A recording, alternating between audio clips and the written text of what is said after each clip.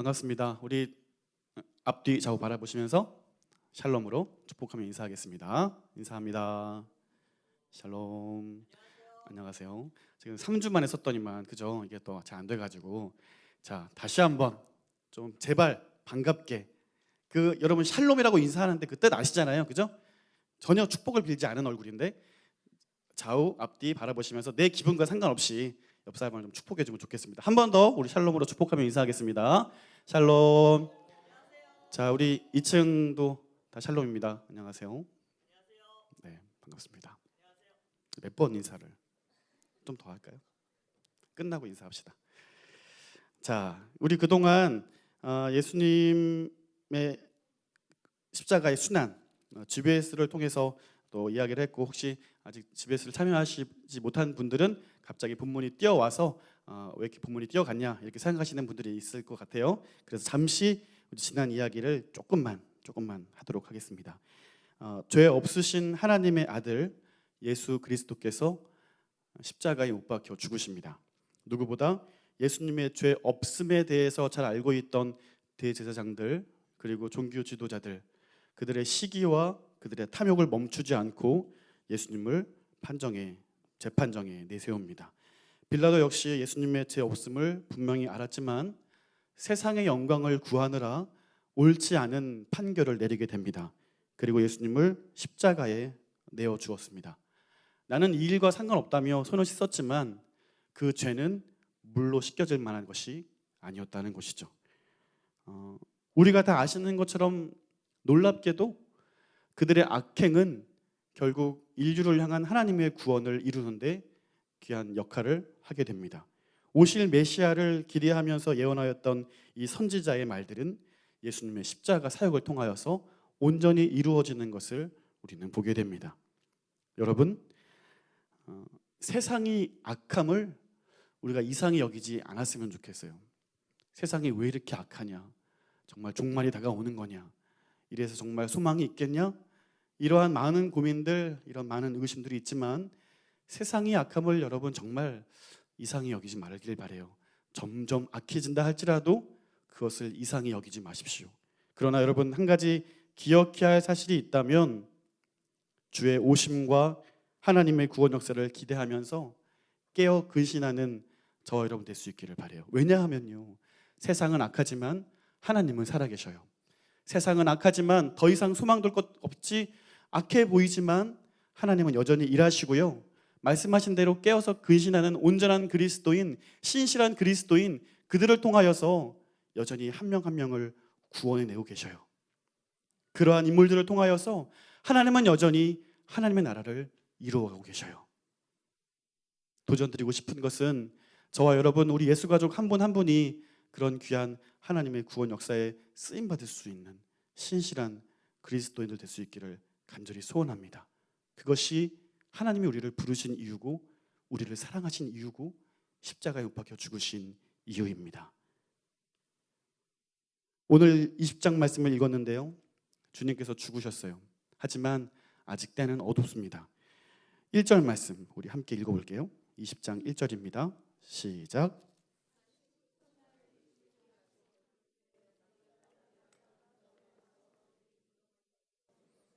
아멘. 물론 이 장면은, 이 구절은 마리아가 예수님의 무덤에 언제 갔는지 그 때를 알려주고 있는 본문이기는 해요. 그래서 다른 복음서를 보면은 새벽에 갔다 이런 표현들이 있는데 사도 요한은 굳이 어두울 때라고 이야기를 하고 있어요. 그런데 아직 어두울 때라고 이야기합니다. 너무 어두워서 아무것도 보이지 않지만 곧 찬란한 광명으로 오실 예수의 구원, 예수의 부활이 곧 임박했을 것이라는 사실을 지금 강조하여 이야기하고 있는 것입니다. 자, 그런데 마리아가 무덤에 왔더니 이미 돌이 옮겨져 있어요. 빈 무덤이었습니다. 이에 마리아는 제자들에게로 달려가죠. 그 2절에 나오는데, 자, 이 요한복음 1절과 2절에는 생략된 부분이 있어요. 우리는 그 생략된 부분을 찾기 위해서 여러분 수고스럽겠지만 마태복음으로 넘어가 볼게요. 마태복음 28장 1절부터 10절까지 말씀 우리 한번 찾아보겠습니다.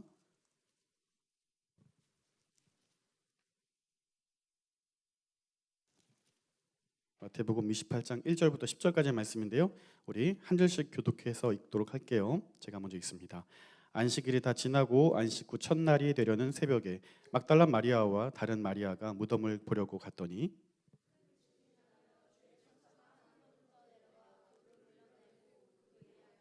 그 형상이 번개 같고 그 옷은 눈같이 희거늘.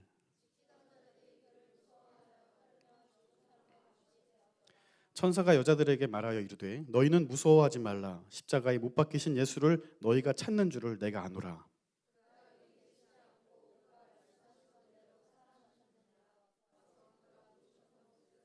또 빨리 가서 그의 제자들에게 이르되 그가 죽은 자 가운데서 살아나셨고 너희보다 먼저 갈릴리로 가시나니 거기서 너희가 배우리라 하라. 보라 내가 너희에게 일렀으니라 하거늘.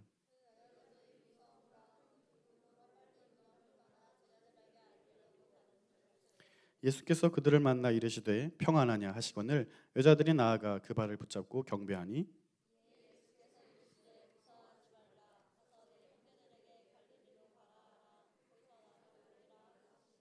아멘. 자, 말씀을 여러분 주의 깊게 보셨습니까? 요한복음에는 돌이 굴려져 있었다라고 하지만 마태복음에는 어떻게 돼 있죠? 천사가 돌을 굴렸어요. 그리고 천사가 말하기를 예수는 부활하였다, 다시 살아나셨다라고 말을 하고 있어요.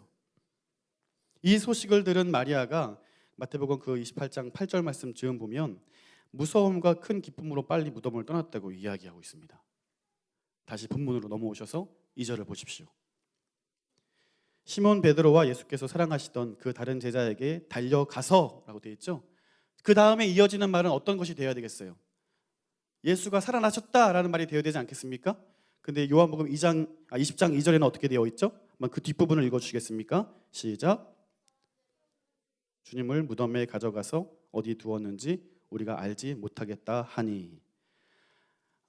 마태복음과 요한복음의 이 상반된 진술 때문에 많은 사람들은 성경에 오류가 있다라고 주장을 하기도 합니다. 이거 봐라, 말이 다르지 않냐라고 이야기를 해요. 하지만 이것을 우리가 보면서 많은 사람들은 성경에 오류를 주장하지만 오히려 우리는 이 장면을 보면서 예수의 부활이 얼마나 믿기 힘든 것인가를 우리는 알 수 있는 것이죠.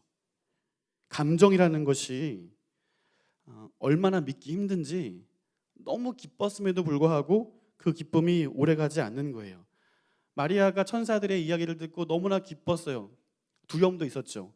가지고 열심히 달려오는데 생각해 보니까 예수님을 아직 보지 못했어요.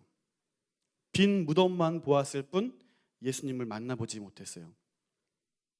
큰 기쁨이 있었는데 달려가다 보니까 그 현실적인 이 문제들, 또 아직 바라보지 못한 예수를 발견하지 못한 그 마음들 생각하면서 대화를 나누는 거예요. 그리고 요한복음에서 이야기하는 건 뭐냐면 예수께서 다시 살아나셨다라는 것은 쏙 빼고 그들의 보고는 뭐냐면 사람들이 주님을 무덤에서 가져다가 어디에 두었는지 우리가 알지 못하겠다라고 이야기하고 있는 거예요.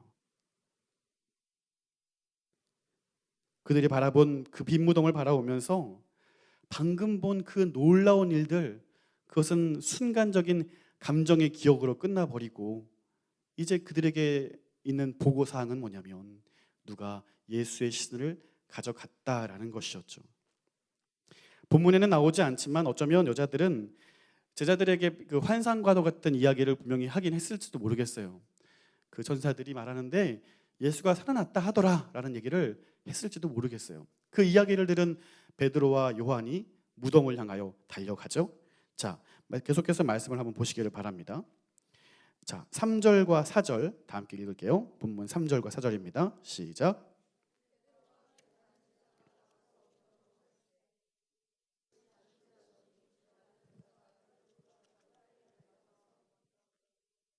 아멘. 자, 그 다른 제자가 요한입니다.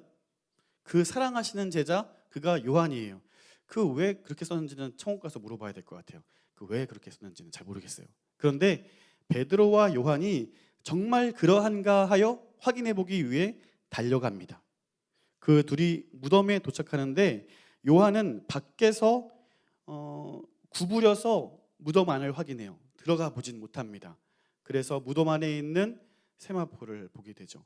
근데 뒤늦게 도착한 베드로는 바로 그냥 입장하는 거예요. 무덤 안에 들어가서 그 상황이 어떤가를 그 눈으로 직접 확인하는 겁니다. 성격이 다 드러나는 것 같아요. 자, 그렇게 무덤 안에 들어가니까 세마포가 놓였고 머리를 쌌던 수건은 다른 곳에 놓여져 있었어요. 여러분, 그들이 달려가서 확인한 것은 무엇이었습니까? 그것은 빈 무덤이었어요. 예수님이 계시지 않은 채로 놓여져 있던 세마포와 수건이었습니다. 예수의 신이 사라진 거예요. 이를 바라보는 요한은 9절을 통해서 이 상황을 이렇게 정리하고 있어요. 자, 9절 말씀도 우리 함께 읽어보겠습니다. 9절 시작.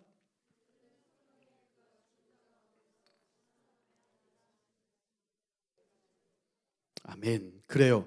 빈 무덤은요, 예수를 따르는 자들, 예수를 믿는 자들, 그들에게 있어서 이 빈 무덤은 믿음의 테스트였다는 사실입니다. 제자들에게 수차례 죽으실 것과 다시 살아나실 것에 대해서 말씀하셨어요.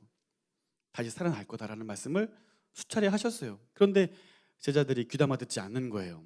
흘려 듣는 겁니다. 왜냐하면 제자들 또한 역시 꿍꿍이가 있었기 때문에 그래요.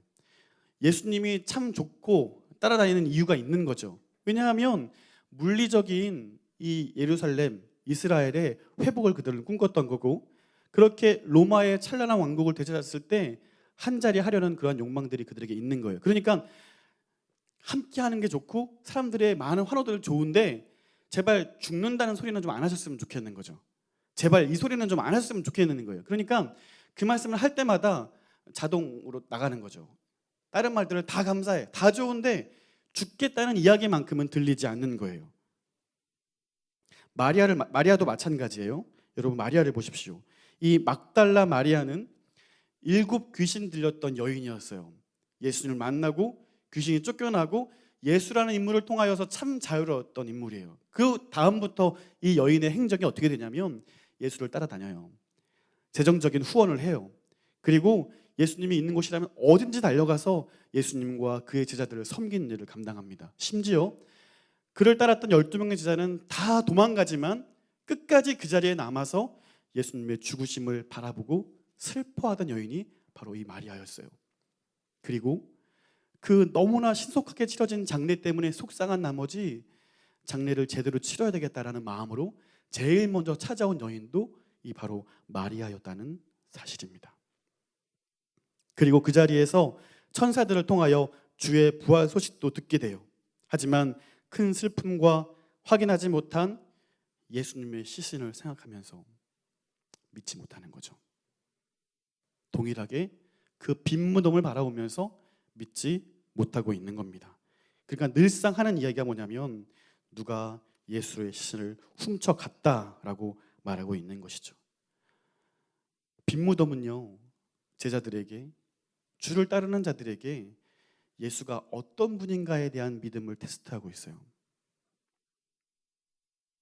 그러나 사도 요한이 이 빈 무덤을 이야기할 때에는 오히려 많은 사람들에게, 주를 따르는 자들에게 믿음 있어야 할 것에 대해서 강조하고 있다는 사실을 우리는 기억해야 한다는 겁니다. 누가 훔쳐간 게 아니에요. 약속대로 주님은 사흘 만에 다시 살아나신 거예요. 본문을 자세히 보십시오. 세마포가 놓여져 있어요. 아주 상식적으로 생각을 해보자고요. 유대인들이나 로마 군인들이 이 예수를 따르는 자들을 억제하고 이 예수교에 대한 것을 막기 위해서 예수를 훔쳐갔다면 이거 옷을 굳이 벗기고 가야 될까요? 급박한 상황에 다 그냥 가지고 갔을 거란 말이에요. 자, 계속해서 보십시오. 7절을 보면은 머리에 쌌던 수건이라고 되어 있는데 이거는 그 천으로 몸을 감는 거잖아요. 그래서 머리 정수리부터 시작해서 턱이 벌어지지 않기 위해서 턱을 감싸고 이마를 감고 눈을 감고 머리 전신을 감는 거예요. 그것을 이제 수건이라고 번역해 놓고 있는 건데 자세히 한번 보세요. 그 수건이 어떻게 놓여 있다고 하죠? 뒷부분에 쌌던 대로 놓여 있더라라고 이야기하고 있어요. 이게 어떤 번역들은 잘 개어져 있더라 이런 표현들이 있는데 그렇지 않고요. 예수의 신을 감았던 그 모양대로 놓여져 있는 거예요.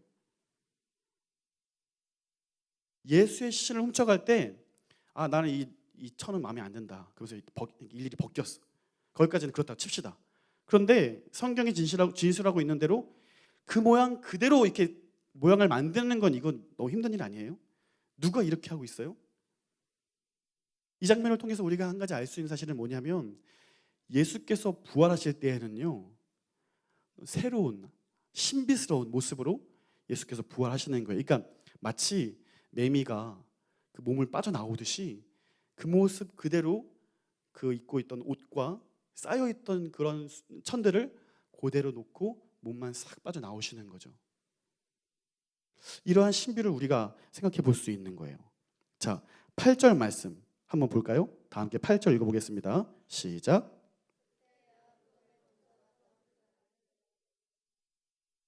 아멘. 요한은요, 지금 이 장면을 생생하게 보도하면서 8절 말씀을 통해 이렇게 이야기하고 있는 거예요. 들어가 보고 믿더라라고 하고 있는 거예요. 어떤 분들은 이 믿더라가 어떤 믿더라냐면 막달라 마리아의 보고를 듣고 거기 무덤은 비어 있어, 그 말을 믿더라라고 해석하시는 분들이 있는데 너무 단편적인 것인 거죠. 사도 요한은 빈 무덤을 바라보고 세마포를 보고 쌓여있던 수건을 바라보면서 예수의 부활을 믿은 거예요. 그것을 강조하고 있고 그것을 아주 자세하게 이야기하고 있는 겁니다. 그리고 그 둘은요, 예수를 아직 만나지 못한 채로 제자들이 모여있던 곳으로 발걸음을 옮겨요. 그리고 새롭게 시작되는 단락인 11절 말씀을 보시길 바랍니다. 11절 함께 읽을게요. 시작.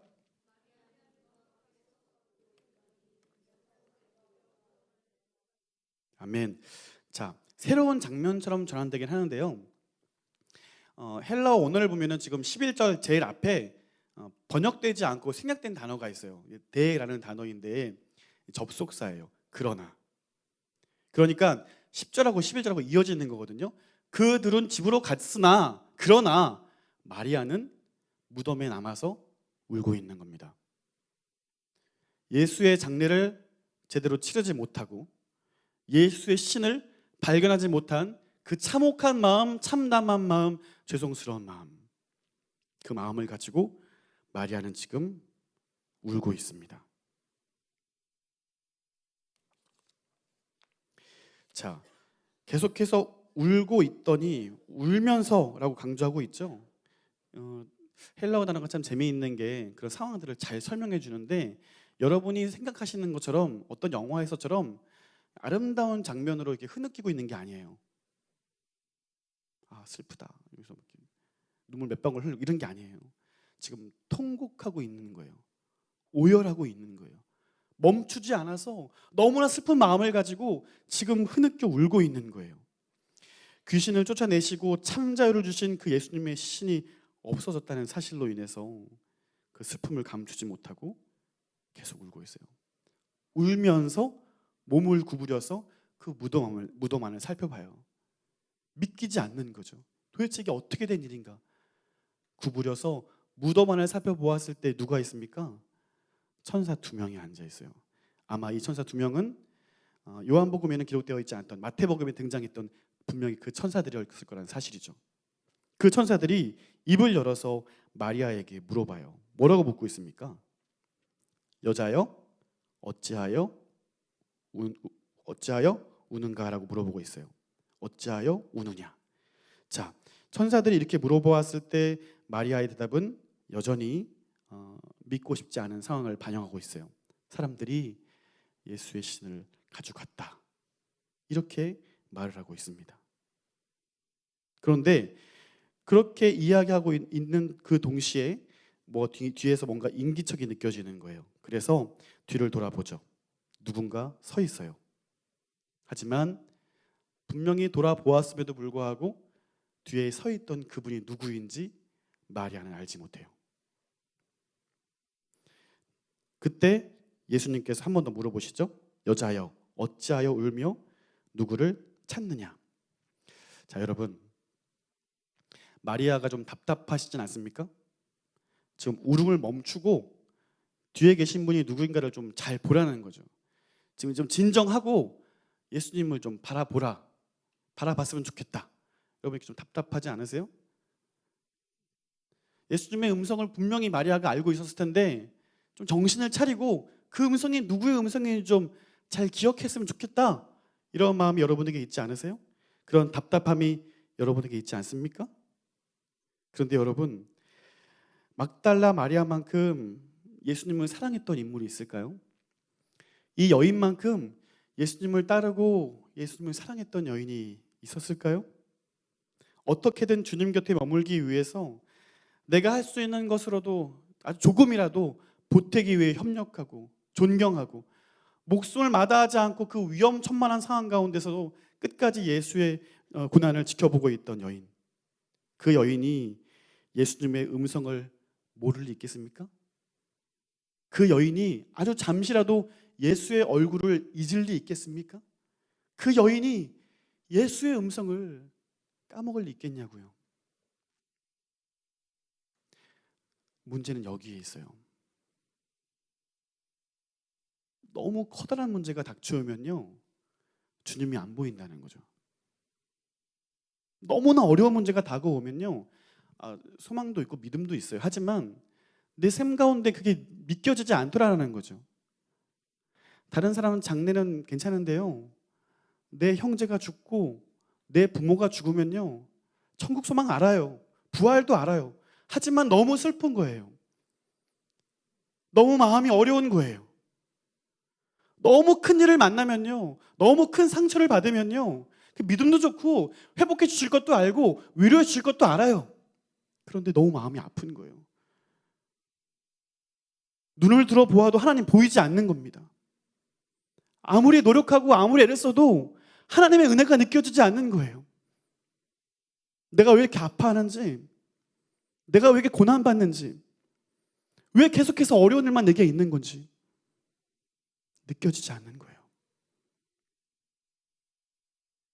너무 마음 아프고 눈물 나는데요, 그 주님이 보이지 않는 거예요. 그래서 예수께서 마리아에게 물으시는 거예요. 왜 울고 있느냐? 여러분, 이 말씀은요, 지금 마리아가 지금 뭐 하고 있는지 궁금해서 묻는 게 아니에요. 너 왜 지금 울고 있어? 너 뒤에 내가 있잖아. 왜 너 울고 있니? 위로하고 계시는 거예요. 그럼에도 불구하고 이 막달라 마리아가 예수님의 음성을 듣고 그분이 누구인지 알지 못해요. 마치 동산지기인지 착각을 하고 또다시 이야기를 해요. 만약 당신이 예수님을 가져갔다면 돌려주세요. 돌려주세요. 그 이야기를 듣고 있는 예수님의 심정이 어떻겠습니까? 그리고 계속해서 울고 있는 그 여인을 향해서 마리아야, 마리아야 이름을 불러주시는 거예요. 그제서야 마리아는 뒤를 돌아보고 주님을 바라봐요. 마치 예수님께서 내 양은 내 음성을 듣는다, 내 양은 내 음성을 듣고 나를 따른다고 말씀하시는 것처럼 이 막달라 마리아는 주님의 음성이 들려지는 거예요. 사랑하는 예수 가족 여러분, 너무나 큰 어려움 가운데 있을지라도, 너무나 그것이 큰 문제일지라도, 큰 배신이고 큰 낙담이고 큰 어려움일지라도 오늘 주님의 음성을 들으셨으면 좋겠어요. 내가 마음이 어려울 뿐이지, 내 감정이 너무 상했을 뿐이지, 주님은 언제나 그 자리에 계시는 분이세요. 여러분을 부르세요. 여러분의 이름을 부르세요. 여러분을 알고 계셔요. 그 주님의 음성을 들을 수 있기를 바라요. 다른 방법을 구하지 않고요, 세상의 다른 그 어떤 것을 기대하지 않고요, 오늘 주님의 음성을 들으실 수 있는 저와 여러분 될 수 있기를 간절히 소원합니다. 그러면 그 다음에 이어지는 장면은 우리가 좀 예측해 볼 수 있을 거예요. 너무 감사하고 너무 기쁘고 이 부활의 주님 때문에 너무 감사하고 부둥켜 안고 이런 분위기들이 연출이 되는데, 자, 말씀을 한번 읽어볼까요? 17절 함께 읽겠습니다. 시작.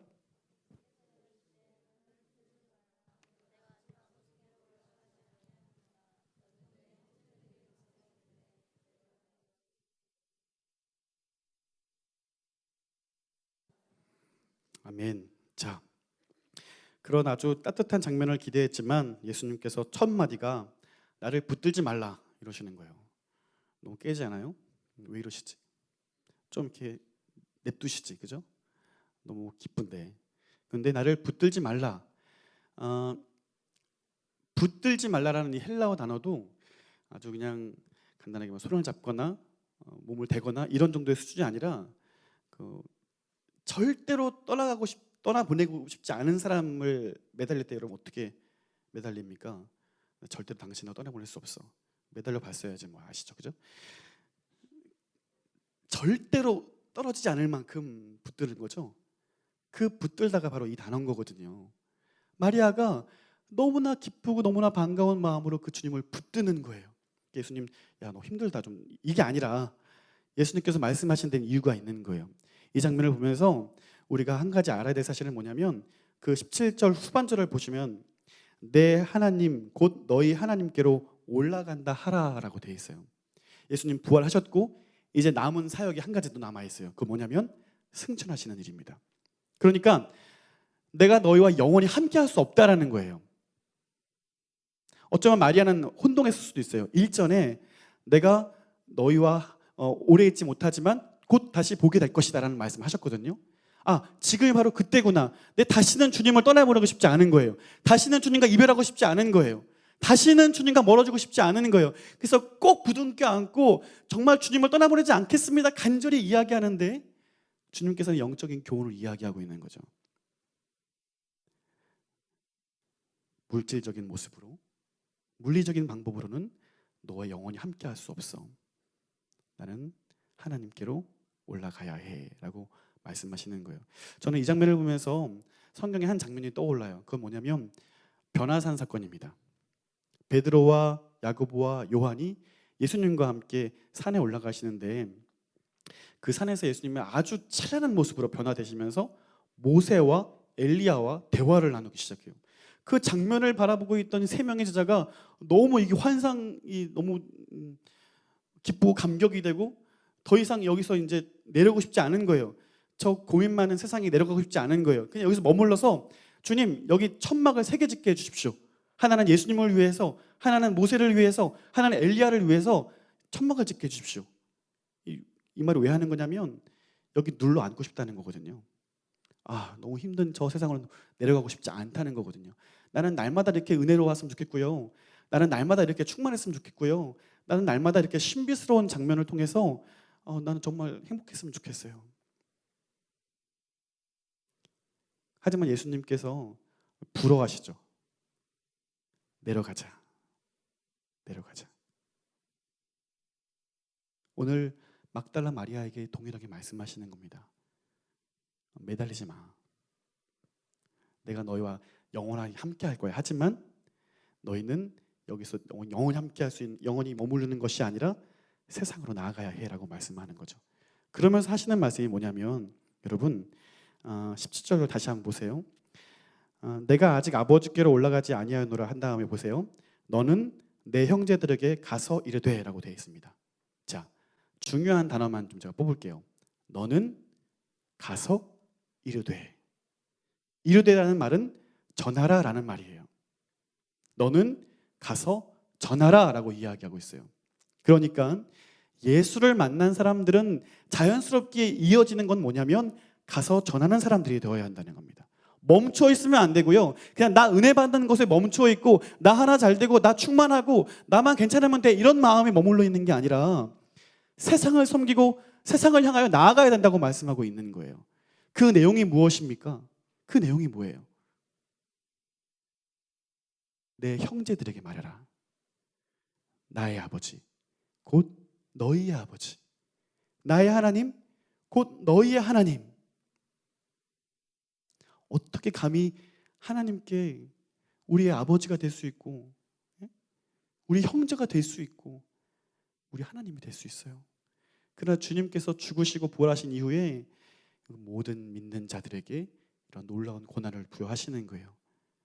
여러분 이것이 복음 아닙니까? 이것이 복음 아니에요? 그러니까 예수의 부활, 그 예수의 부활을 목격하고 예수의 부활로 인하여 감사와 은혜를 경험한 자들은 자연스럽게 해야 되는 건 뭐냐면 가서 전해야 한다는 것입니다. 사랑하는 여러분, 이건 교회도 마찬가지고 우리 개인도 마찬가지예요. 그 은혜가 우리 안에 머물러 있으면 그거는 하나님께서 결코 원하시는 바가 아닙니다. 우리의 생각과 우리의 관심과 우리의 시선은 세상을 향해 있어야 한다는 거예요. 우리만 잘 되고, 우리만 따뜻하고, 우리만 행복하고, 절대 그럴 수 없다는 겁니다. 여러분, 공동체를 보십시오. 예배 이후에 우리는 소그룹 모임이 있어요.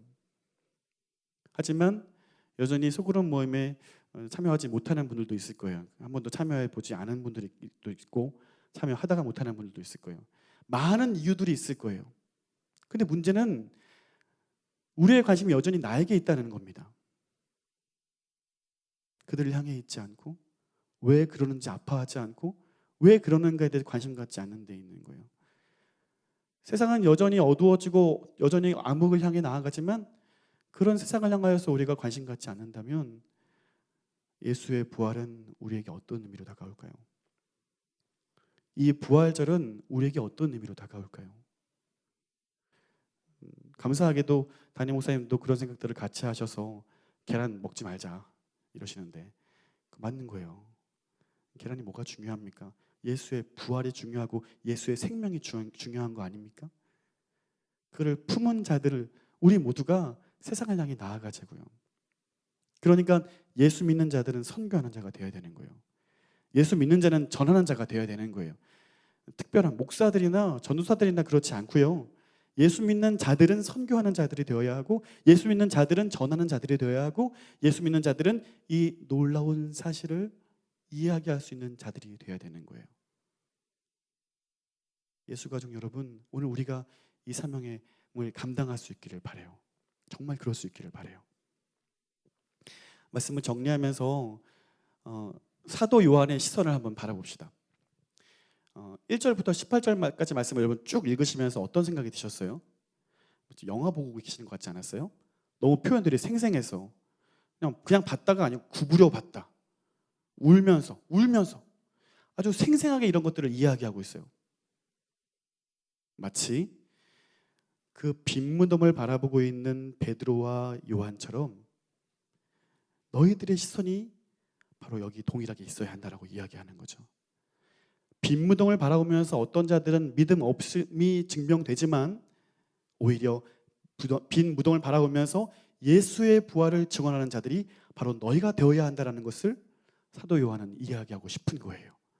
사랑하는 여러분, 예수가 여러분에게 어떤 분이신지, 예수의 부활이 여러분에게 어떤 의미가 있는지, 정말 그 부활이 내 삶의 아주 일상적인 것에 영향을 주고 있는지를 우리는 기억하시면 좋을 것 같습니다.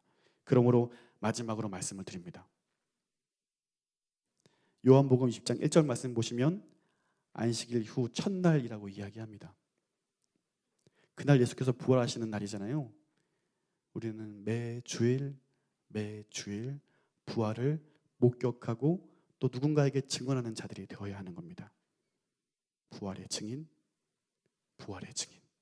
그것이 저와 여러분의 삶의 목적과 사명이 될 수 있기를 주님의 이름으로 축원드립니다.